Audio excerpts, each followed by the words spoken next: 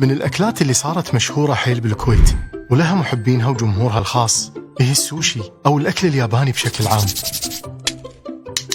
بس الشيء الحلو إن الكويتيين لازم يضيفون لمساتهم وإبداعاتهم مع الاحتفاظ بالهوية الأصلية للأكل.